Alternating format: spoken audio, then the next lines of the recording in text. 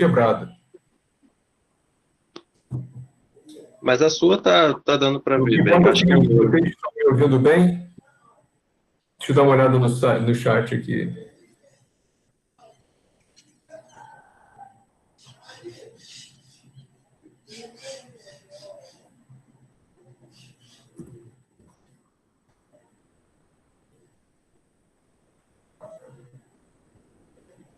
Beleza, estou vendo aqui no chat na outra máquina.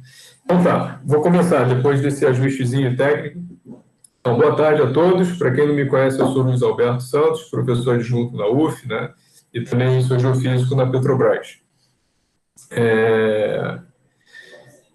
Bom, o tema dessa apresentação é imageamento da Terra e o papel da tomografia nesse imageamento, tá? E os tópicos que nós vamos visitar ao longo dessa apresentação são os conceitos, a motivação, a tomografia, aplicações e a tomografia na graduação e na pós-graduação aqui na UF, ok? Então, vamos começar com os conceitos, tá? O primeiro deles é essa palavrinha que a gente usou no título, que é imagiar, né? Imagiar, eu sinto muito, mas não, eu procurei no Aurélio, mais recente, e não achei essa palavrinha imagiar, né? Mas ela existe em inglês e a gente fez usou desse anglicismo, né? E quando a gente procura pela definição aí nesse livrinho do Sheriff, de 2002, duas palavrinhas se destacam nessa definição, tá? Que são essas que estão em vermelho. Deixa eu colocar o ponteiro aqui só um segundo.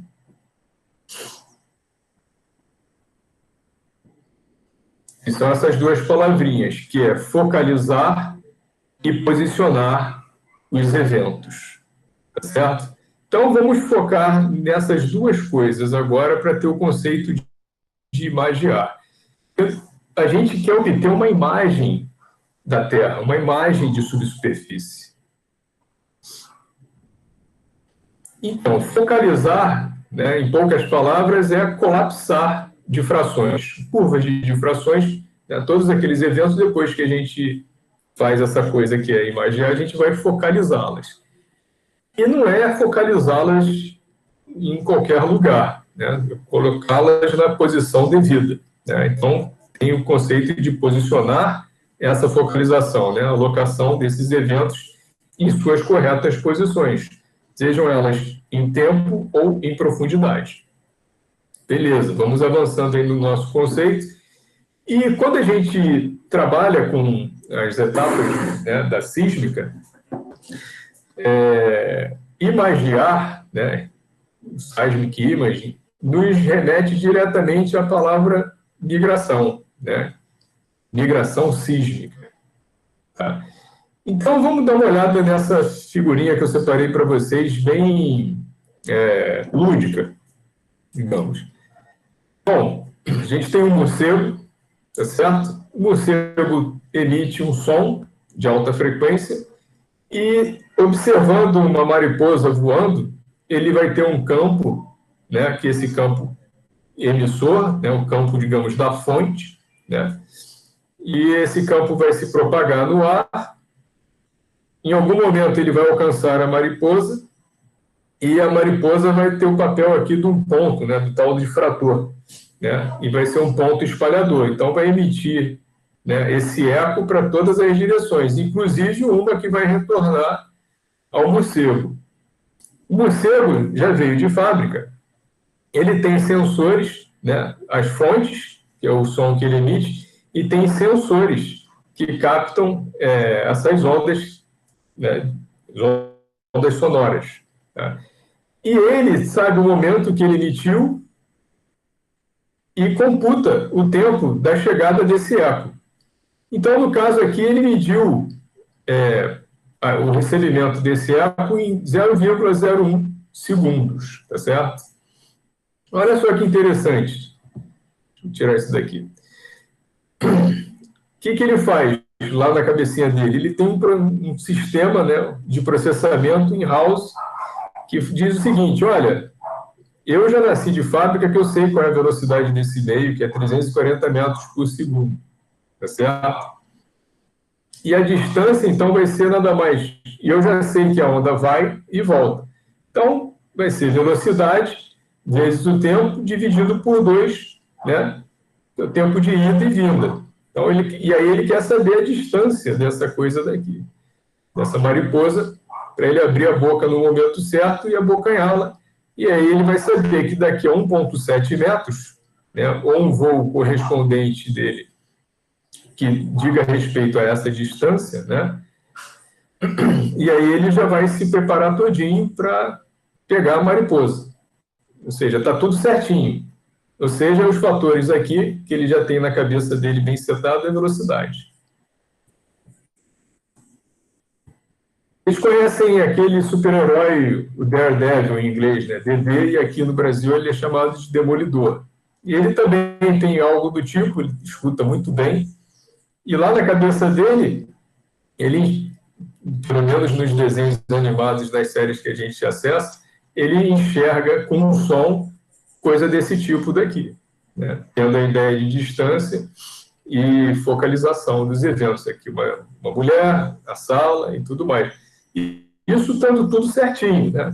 Ou seja, lá no processador dele, ele sabe que a velocidade é tal que colapsa as difrações e focaliza, né? Focaliza e posiciona os eventos nos seus devidos lugares.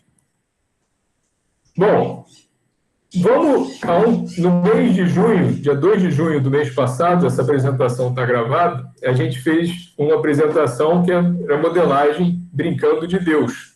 E até na página que eu mantenho, que é o Fala da Terra, tem um programinha que faz essa modelagem, que é o chamado ModMac 2D. Então, agora vamos fazer as vezes da modelagem, né? A gente vai relembrar um pouquinho da modelagem. Digamos que eu tenha um meio, agora aqui com velocidade correspondente à da água, de 1.500 metros por segundo, e temos um ponto de frator a uma determinada profundidade. Já não me lembro mais se era 100 metros, isso aqui estava em outra apresentação, mas ele está numa determinada profundidade, ok? E a gente vai modelar o que acontece com o campo de ondas aqui. Tá? A gente vai botar uma fonte na superfície, o campo vai se propagar e, em algum momento, ele vai alcançar, como se fosse a mariposa, e vai retornar, né, para a superfície. Como se fosse um exemplo do morcego. Então, está aqui o campo de ondas, num determinado tempo. Um tempo depois, a onda está se propagando, né? E aqui, por volta dessa profundidade, não dá para ver porque a amplitude é muito menor do que essa daqui.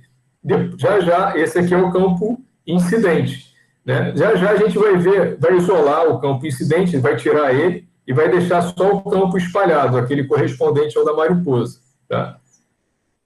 Então, ele alcançou em algum momento, aqui eu não gravei todos os pontos, mas esse aqui é o campo espalhado, já um tempo depois, né? E aqui estaria aquela posição, né? Na verdade, aqui está 75 metros. E aqui eu só estou deixando o campo espalhado, e corresponderia a esse carinha aqui, ó. Esses caras aqui. Então, e aí ele vai alcançar a superfície, e a gente, na sísmica, nos sistemas de aquisição, nós distribuímos receptores aqui na superfície, tá certo? Para escutar esse espalhamento que está alcançando a superfície. E aí, isso aqui é o sismograma que a gente obtém. Enquanto aqui a gente tem a física do problema, e aqui a gente tem os elementos profundidade na vertical, e aqui as posições em superfície, né? Aqui a gente tem o sismograma no domínio que a gente chama do tiro, com a onda direta daquele campo que a gente emitiu, e o campo espalhado que foi recebido, né, foi percebido pelos receptores algum tempo depois. Tá?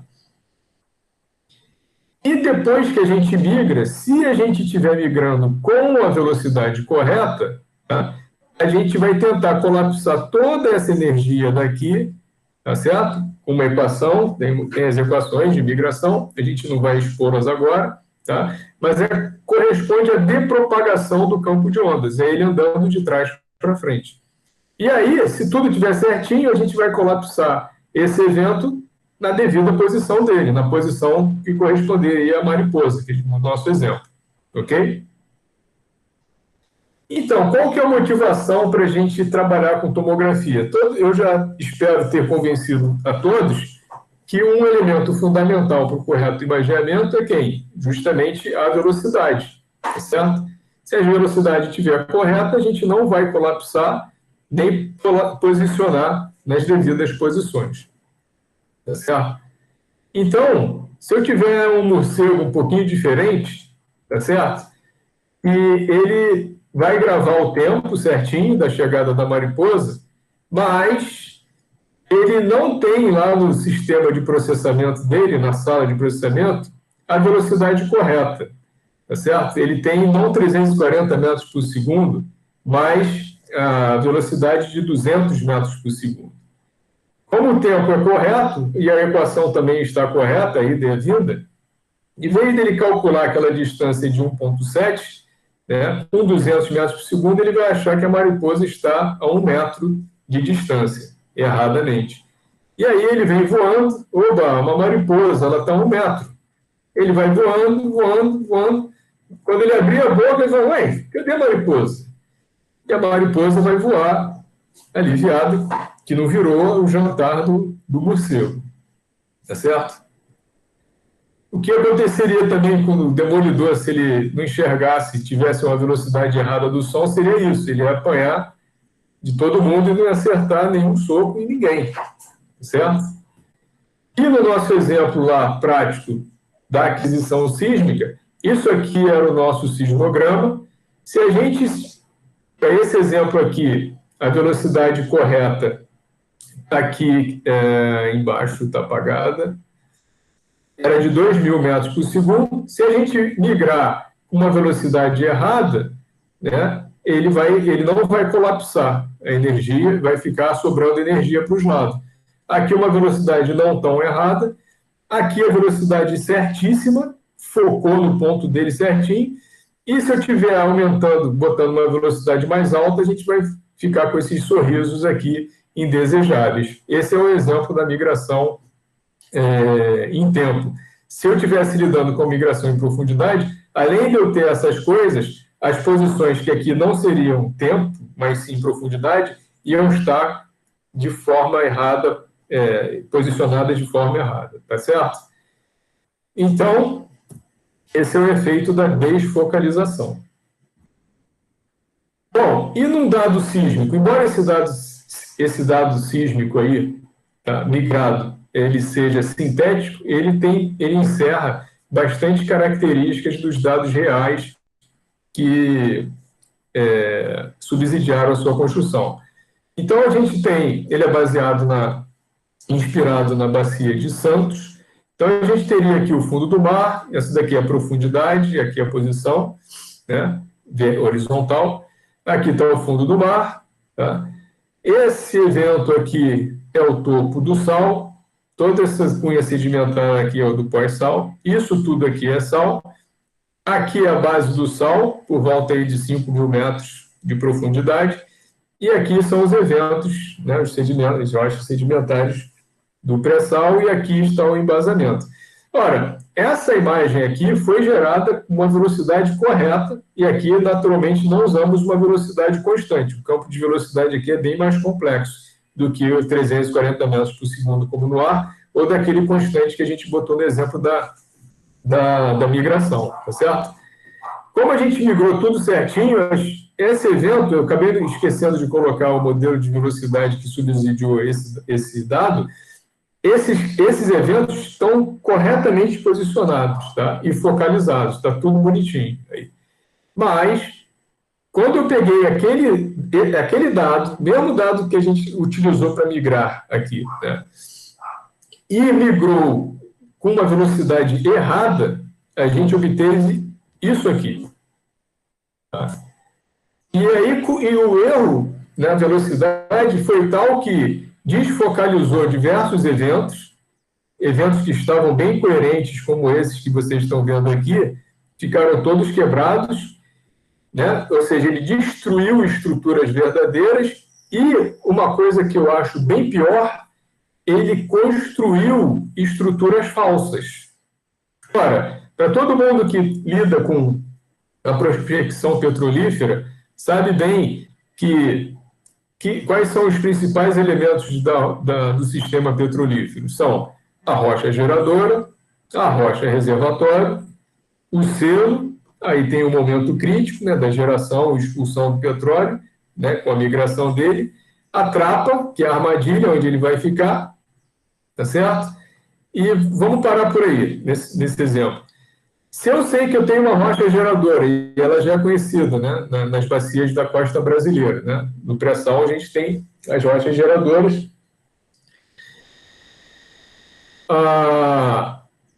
Uma vez que eu sei que tem rochas porosas aqui também, né? Tem carbonatos e tudo mais.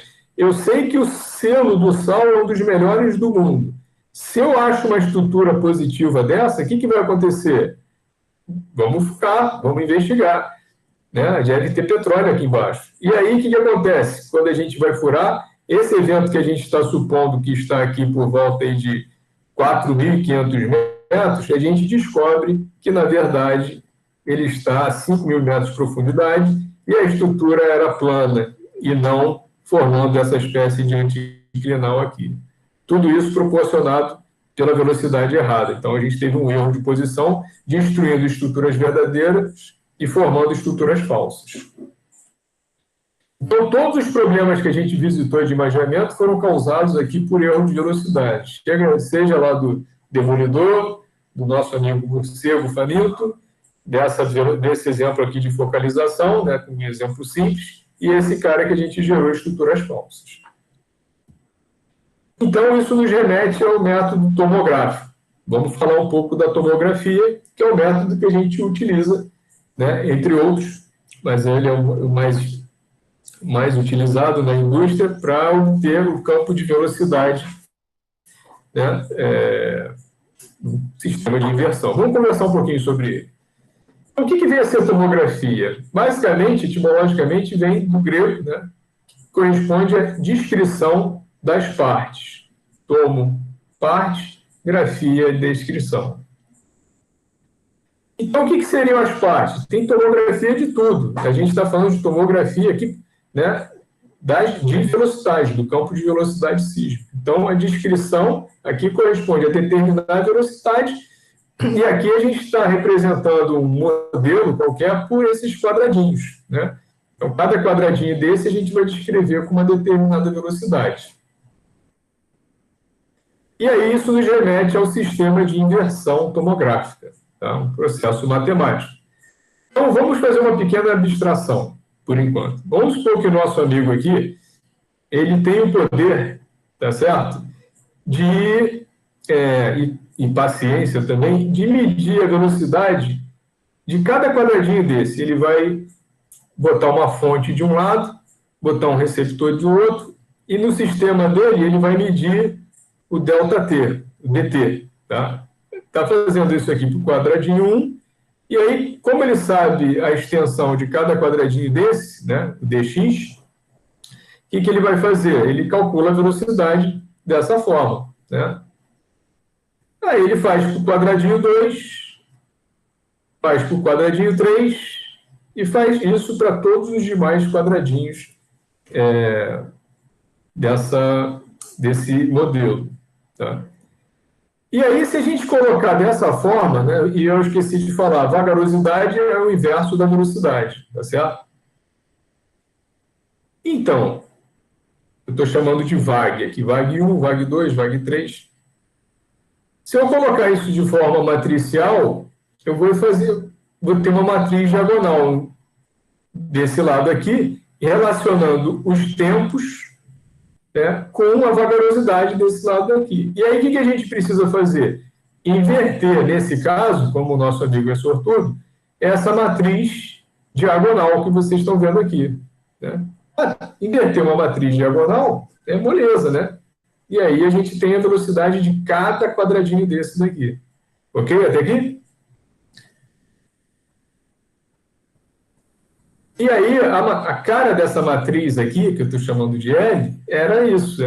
Tinha vários, né, elementos somente na diagonal principal. E aqui é tudo zerado, onde está branquinho é zero. Inverter uma matriz dessa é moleza, certo? Só que na prática, infelizmente, a gente não tem condições de fazer isso, porque o nosso amigo, na prática, nunca ia alcançar um quadradinho que tivesse logo aqui abaixo, né? Então, esse experimento, na prática, não existe. Então, a gente tem que levar em conta essas coisas aqui. Tá? O aparato de aquisição está normalmente na superfície ou próximo dela, ou seja, a gente sempre está aqui em cima, que nem naquele exemplo que eu coloquei. A fonte, né, e os receptores em geral. A matriz L também não é quadrada e muito menos diagonal, como eu mostrei nesse exemplo. E a gente sempre tem problema de super ou subdeterminação. Então, desejo conhecer de velocidade ou vagarosidade, mas para isso a gente tem que conhecer o caminho do raio. Né? A gente tem que fazer uma modelagem com raios. Ou seja, L não encerra uma relação linear entre M e por quê? Porque o caminho de um raio, que vai determinar esse desenho daqui, certo? Ele depende, o L depende desse desenho daqui, né? Desculpa, o L depende do Nzinho que está aqui, como eu coloquei nessa fórmula aqui. Então, isso encerra um problema não linear, portanto, interativo.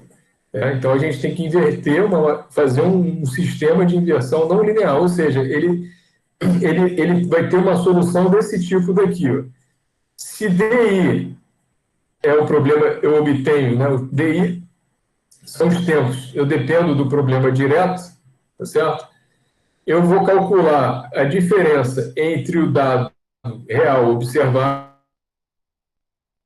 nos tempos que a gente obtém, né, dos nossos dados, a partir dos dados calculados, ou seja, modelados, entrar num sistema iterativo, calcular a perturbação no campo de velocidade, atualizar o modelo inicial, que foi o empregado, e fazer isso de forma iterativa, de tal forma que, na prática, essa diferença entre o dado observado e o dado real seja reduzida até um determinado limite.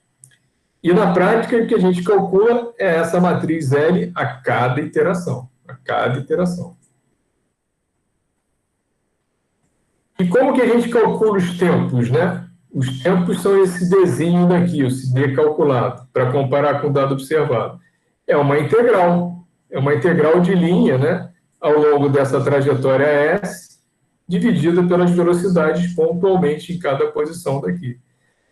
E como que a gente obtém a matriz L? A matriz L é justamente a derivada do tempo calculado em relação a cada uma das velocidades do meu modelo, ou seja, na prática, naquela representação que nós colocamos, seria cada velocidade de cada quadradinho daquele, para montar essa grande matriz daqui. No sistema de reflexão, é bem parecido com essa onda direta, só que a onda agora tem duas parcelas, uma parcela descendente, representada por esse lado daqui, e uma parcela ascendente, representada por esse lado daqui, certo? E a derivada é calculada por essa soma. Então, eu estaria aqui, ó, eu calcularia a contribuição ou a influência dessa velocidade aqui no tempo total dessa reflexão. Depois calcularia a influência dessa velocidade, dessa, e assim sucessivamente. Então, por exemplo, como é que seria o elemento da matriz L desse quadradinho daqui? Bom, essa parcela ascendente não intercepta esse quadradinho, então a gente pode jogar lá fora. Então, o que a gente precisa saber? Fazer o somatório dos comprimentos de raio que estavam inseridos, né? Aqui a gente dando um zoom, que estavam inseridos dentro dessa matriz aqui. Ou seja, aquela matriz, mal comparando, corresponde ao comprimento de raio que o nosso amigo lá no início só media assim na horizontal. aqui o comprimento continua sendo comprimento, mas ele pode interceptar o nosso quadradinho ou retângulo de qualquer forma, né? Em diagonal, horizontal, inclinado, ok? E aí essa é a forma como ele é calculado esse somatório. Isso aqui é a cara de uma matriz. Na verdade, quando a gente inverte, a gente usa o método dos mínimos quadrados, a gente não inverte a matriz L propriamente, a gente inverte a matriz LTL. Se a matriz L fosse diagonal, como a gente estava falando, a gente ia ter realmente aqui uma matriz diagonal bonitinha também e tal. Mas aqui, esse aqui é uma matriz LTL num dado mais próximo da realidade, embora sintético, ele tem essa cara, ele é forte, realmente, aqui na matriz diagonal, tem vários atores aqui influenciando não nulos, que são não nulos. Então, isso aqui é o núcleo do sistema tomográfico.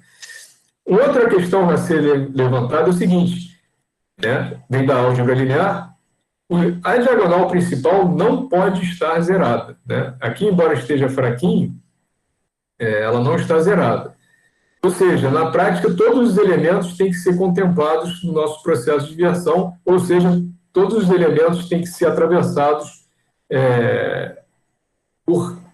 os elementos passíveis de inversão têm que ser atravessados por raios. Então, essa matriz aqui é uma matriz. Essa daqui, por exemplo, já tiveram vários elementos, como esses aqui, ó, que não foram contemplados por raio, então estão zerados e a gente nunca vai conseguir inverter esses elementos. A gente precisa de uma coisa chamada regularização, que eu não vou discutir nessa apresentação agora. Ok? Bom, visto um pouquinho de conceitos, as definições de tomografia, inversão tomográfica e tudo mais, vamos às aplicações. Tá? Então, eu separei três exemplos aqui para vocês.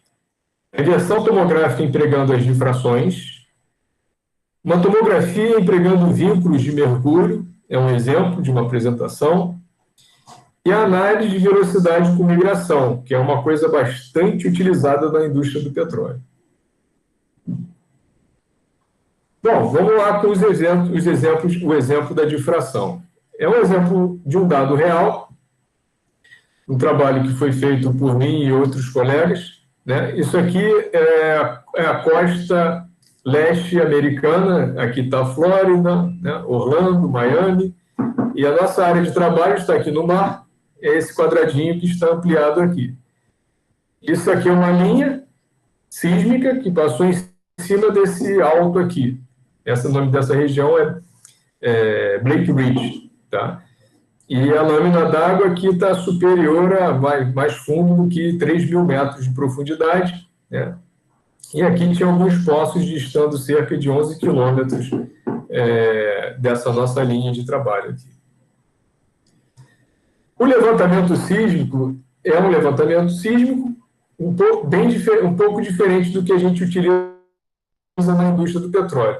Nesse levantamento sísmico, a gente somente tem, né, um dado chamado monocanal, né, o SCS.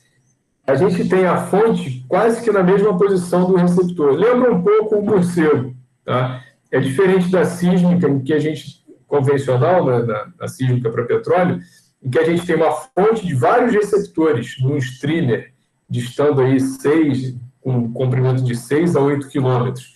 Nessa sísmica aqui, a gente tem uma fonte, pertinho da fonte, a gente tem um receptor, ou um conjunto de receptores, de forma que o levantamento é chamado single, né, de um canal só, né? Esses receptores são colapsados numa única estação. E aí, nesse dado, a gente mapeou, na época, diversas difrações, que são esses elementos, essas curvas branquinhas aqui que a gente vai utilizar. Isso daqui vai ser aquele D que a gente colocou lá nas equações lá atrás, que são os nossos tempos de trânsito, que vão ser os elementos para nos ajudar a calcular o campo de velocidade, ok? Então, aqui os dados estão na posição horizontal, são cerca de... Aqui são quase 50 quilômetros, né? Não, quase 60 quilômetros, e aqui na vertical a gente tem os tempos, tá? Em segundos, com tempo duplo, ida e volta. Bom, isso aqui é como é o fundo do mar lá, a gente tinha essa informação, né? Isso aqui é o fundo do mar, tem uma escarpa, né? Aqui são só duas linhas para a gente depois fazer os perfis, uma linha numa direção e a linha que corresponde é uma paralela à direção que nós estamos trabalhando. E esse aqui é o campo de velocidade inicial que a gente utilizou para fazer a inversão. A gente tem que dar um chute inicial. Esse foi o chute, tá? E aí a escala de cores está um pouco na frente, e não está dando para ver talvez também para vocês, mas o azulzinho é 1.500 metros por segundo e tem os valores em vermelho aqui mais altos, que são de 1.750 metros por segundo. Tá? Bom, como eu falei para vocês, a gente usa uma métrica que é a diferença dos tempos observados, ou seja, que a gente pegasse todos esses tempos aqui, né, que são os reais, os observados, né, botasse eles todos naquele lado do vetor de dados, e tivesse também, para cada um deles, calculado um tempo, né, do dado em cima do modelo modelado, a gente acha a diferença de todos eles. Na hora que a gente soma todas essas diferenças, isso daí dá uma métrica de quão certo, né, está o nosso modelo de velocidade. Se a gente somar, se a gente achar as diferenças dos tempos observados versus os tempos calculados igual a zero, quer dizer que eu achei o modelo correto, né? Então, esse cara daqui é justamente um número que a gente chama de resíduo, que corresponde à diferença dos tempos observados menos os tempos calculados. E isso daqui, na horizontal, são as iterações. Ou seja, na primeira iteração, meu modelo estava bem errado, a gente estava com a diferença grande. E à medida que o processo tomográfico a diferença foi diminuindo, até que ela chegou no patamar. Quando ele atingiu esse patamar, a gente falou, beleza, não tem mais tanto que melhorar, a gente alcançou um modelo de velocidade aceitável. E aí, esse é o modelo, está colocado aqui em 3 dimensões, tá? E aqui está a soma, né, a superposição do modelo de velocidade, né, com a sísmica, né? A sísmica está rebatida nele. E o que tem? Aqui está só a sísmica sozinha. Vamos ver umas coisas interessantes aqui.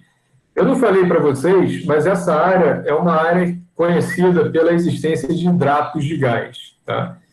Ou seja, você tem emanações de gás vindas das profundezas, e quando ela chega em algum determinado ponto, em função das condições de temperatura e pressão, ela se solidifica, esse gás se transforma em uma espécie de gelo seco, né? Uma moléculazinha de metano rodeada por várias moléculas de água congelada. E aí, o que acontece? Em algum momento, nessa região daqui, a gente tem os hidratos, mas à medida que a gente vai descendo em profundidade, a temperatura vai aumentando, o gás, esse gelo seco se desestabiliza e volta a ser gás. E aí existe uma marca de baixo, né, que é conhecida como BSR, que é Bottom Simulating Reflector. Ou seja, é um cara que segue a superfície aqui do fundo marinho em função dessa variação, dessa mudança de estado, né, do sólido para o gasoso. E aqui está muito bem marcado esse hidrato de gás. E o que acontece? Eventualmente, por conta de condições locais, ou falhas e tudo mais, essa região aqui é atravessada por plumas ascendentes de gás na pilha sedimentar e formam esses pockmarks aqui. Então, a gente pode ter anomalias de gás aqui que vão puxar a velocidade para baixo. E é interessante que no processo de inversão tomográfica, as velocidades realmente ficaram invertidas aqui. Aqui a gente teve uma mancha de velocidade baixa, justamente correspondendo logo acima dessa feição, né, do BSR que está aqui, e aqui essa velocidade baixa condizendo com uma estrutura de escape de gás também. Enfim, o processo tomográfico, a gente acreditou, fez o seu trabalho. Ele achou um campo de velocidade bastante plausível com um conhecimento geológico da área. Então, esse é o exemplo de Blake Ridge, um trabalho que a gente fez em 2012. E aqui é só a visualização em 3 dimensões, né? E aquilo que eu falei. Bom, em algum momento a gente também precisou, durante o processo de inversão, locar os pontos de fratores. E aqui estão os pontos de fratores que subsidiaram essa inversão tomográfica. E aqui o campo de velocidade em escala de cores, as cores mais escuras são as velocidades mais altas, e as cores mais claras, como o branco aqui, são baixas, em torno de 1.500 metros por segundo. Interessante que a gente projetou aqueles 3 poços que estavam distantes da nossa linha, né, para cima da linha, e tirando isso daqui, que é possível que esse bolsão de gás não esteja lá na posição desses poços, tirando essas anomalias aqui, as velocidades ficaram bastante coerentes com o que a gente encontrou ao longo da linha. E lembre-se que os poços estão cerca de 11 quilômetros dessa linha sísmica, tá certo? Bom, vamos lá avançar mais um pouquinho. A tomografia de grid com vínculos baseado em mergulho. Isso aqui é interessante, é um trabalho do Shen et al. De 2014, em que a gente utiliza as informações de mergulho, né, das camadas para distribuir e melhor calcular o campo de velocidade. Então, por exemplo, você veja que nesse modelo aqui no ar, em que não foi utilizada essa técnica, né, da tomografia baseada, né, no DIP, você vê que as velocidades aqui mais baixa e aqui mais alta, elas atravessam a geologia, eu digo geologia representada pelos refletores. Né? Ou seja, os refletores atravessam velocidades distintas que, se não tiver uma justificativa geológica coerente, é pouco esperado. Ao passo que na figura de baixo, o que foi utilizado? Esse Deep Constraint Tomography, né? Tomografia guiada pelo mergulho, e aí as velocidades elas acompanham de forma mais conforme, né? Mais concordante, respeitando os refletores. Até, por exemplo, esse cara daqui, ele para, né, e aí começa uma outra camadinha aqui, certo? Então, isso é um trabalho interessante que versa por honrar a geologia, né? E aí, reparem que, por causa desse campo de velocidade melhor aqui, esses eventos que não estavam colapsando e provavelmente não se posicionando nas suas devidas posições, né, locações, né, na verdade, eles ficaram mais contínuos e mais focalizados, indicando que essa técnica de empregar a informação de mergulho aliada à velocidade é bastante feliz e bastante útil no processo de inversão e na busca da velocidade geologicamente crível em subsuperfície. Bom, o outro finalzinho é a análise de velocidade com migração. 99% do que a gente utiliza em tomografia na sísmica para finalidade de prospecção e produção de petróleo, tá certo? No reservatório, na exploração, é esse cara daqui, é o MVA, né? Migration Velocity Analysis. Nesse ensaio, foi um trabalho que apresentamos em 2019, a gente tinha um campo de velocidade, né, que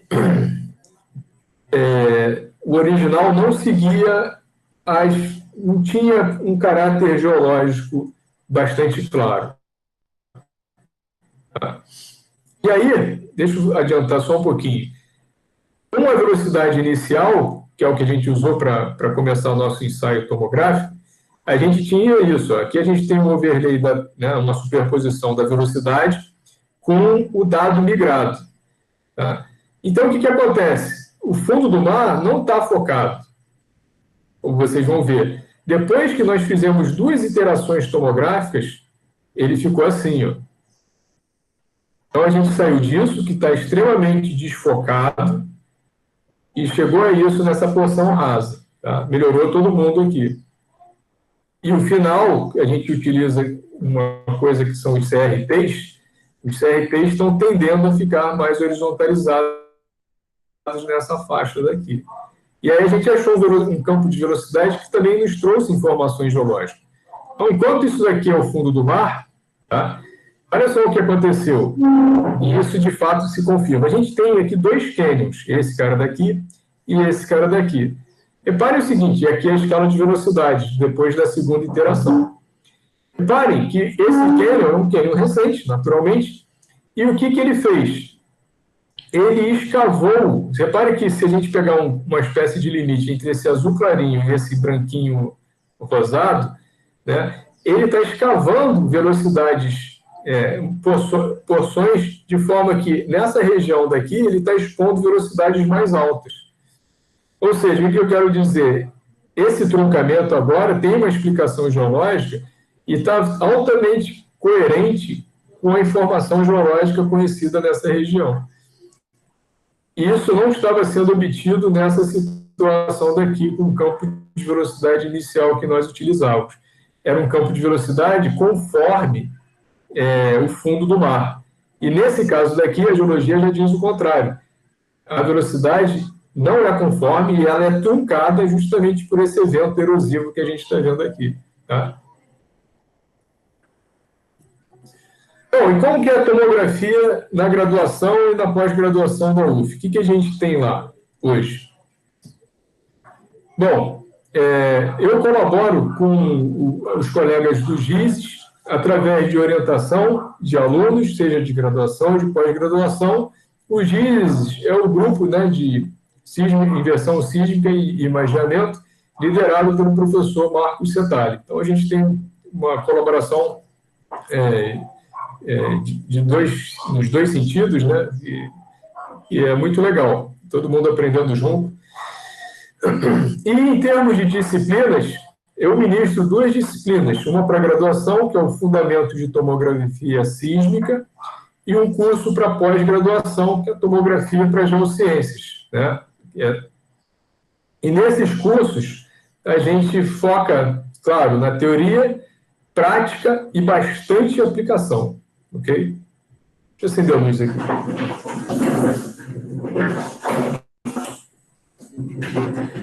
Bom, e o que a gente utiliza de aplicações?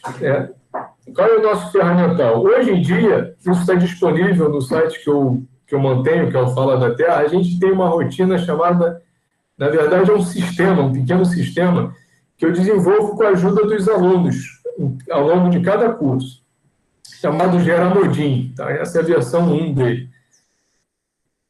Então, basicamente, o que a gente faz? Como eu vou mostrar, eu vou repetir já para frente. A gente tem um projeto, onde a gente coloca as nossas coisas, um diretório de modelo, né, onde a gente põe o modelo de velocidade, um diretório de modelagem, onde a gente calcula os tempos de trânsito, tá, para modelar os tempos de trânsito com traçado de raios, e um diretório de inversão, onde a gente coloca os resultados dessas inversões tomográficas que eu mostrei para vocês aí. Tá? Isso aqui é o que a gente utiliza nas aplicações de exercícios dos nossos cursos. Inclusive, um trabalho final que eu passo no exercício do curso eu crio um modelo, eu modelo, obtenho os tempos de trânsito, escondo o modelo e peço para os alunos inverterem o campo de velocidade. Isso já mais para o final do curso. E aí, os resultados têm sido muito legais. E, em função do feedback dos alunos, a gente vai, a cada ano, melhorando esse programa, esse sisteminha. E aqui estão os botõezinhos para gerar modelo, para modelar, né? RT, Ray Tracing, traçado de raios, faz a inversão tomográfica, e temos também a parte de análise, onde a gente verifica se o sistema está convergindo, como aquela curva, né? Em que o resíduo dos tempos observado e menos calculado está realmente diminuindo. E aqui é o botãozinho para sair do sistema. Vamos dar uma passada rápida para concluir a nossa apresentação com esse programinha. Então, aqui, por exemplo, no Gera Modelo, né, daí que vem o nome Geramodin, gera, modela e inverte, né, gera modelo, né, modela e inverte. Então, nessa parte, quando a gente clica nesse botãozinho, a gente consegue construir um modelo de velocidade tal como esse que você está vendo aí, né? Um modelo de velocidade que somente varia lateralmente. A velocidade variando lateralmente aqui, indo de 1.400 e pouco a 1.700. A velocidade que cresce para o meio do modelo e depois diminui para outra banda. Só para colocar, isso aqui é a profundidade, isso aqui é a posição em X na horizontal. Então, a gente cria o modelo e depois, na abazinha de modelagem, a gente faz a modelagem com os tempos de trânsito, né? E aí tem uma série de parâmetros, eu não vou entrar em detalhes agora, né? Alguns deles a gente acrescentou e retirou ao longo desses anos, né? Parametriza tudo isso e modela, né? E o que é modelar? É traçar raio. A gente escolheu um ponto lá debaixo da Terra, né? Nesse exemplo que eu estou mostrando para vocês, a gente vai ter vários pontos como esse daqui. Eu estou botando só um. Aí a gente traça os raios até a superfície, como vocês estão vendo aqui. Aí aqui na superfície a gente registra os tempos de trânsito. Estão lembrados que a gente viu lá? Corresponderiam justamente àquelas hipérboles que eu mostrei nesse exemplo daqui. Por exemplo, né? Num modelo bem mais controlado que esse. Aqui é a natureza, é o real. Mas a gente obtém esses tempos aqui de forma sintética, tá? E aí teríamos curvas como essa, né? Para um tiro a gente tem essa curva. Aqui a gente está vendo, esqueçam o fundo, tá? O fundo eu botei o modelo só para saber mais ou menos onde é que a gente estava. Mas o que importa é o que a gente tem aqui no eixo vertical, que são os tempos, e na horizontal as posições em X, né, na superfície.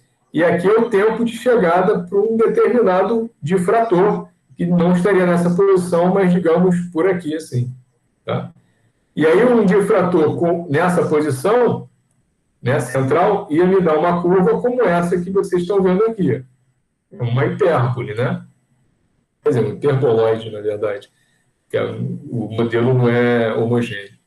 E aí, para um difrator colocado na direita, a gente teria essa curva daqui. Bom, a gente não trabalha só com difrator, mas com vários, né? E aí geram-se várias curvas de tempo de trânsito, e aí a gente parte para a inversão tomográfica, que é o IN aqui do Geral-Modin. E aí também tem um monte de parâmetros que a gente vai, né, preencher, trabalhar, estudar, entender. E aí, aqui é o modelo original, aqui eram os elementos, as posições dos pontos difratores, e aqui, esse filmezinho que vocês estão vendo, nada mais é do que cada uma das interações e os modelos correspondentes obtidos nesse processo iterativo de inversão. Tá? O primeiro, que é esse aí, até chegar a esse último aqui, que é o mais parecido com o da direita.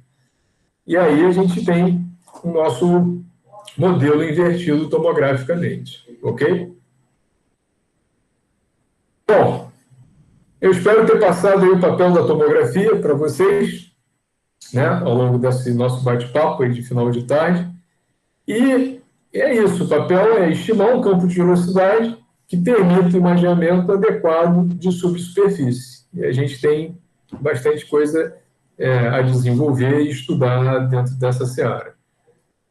É isso. Obrigado aí por vossa atenção. Deixa eu desligar a gravação. Só um segundo.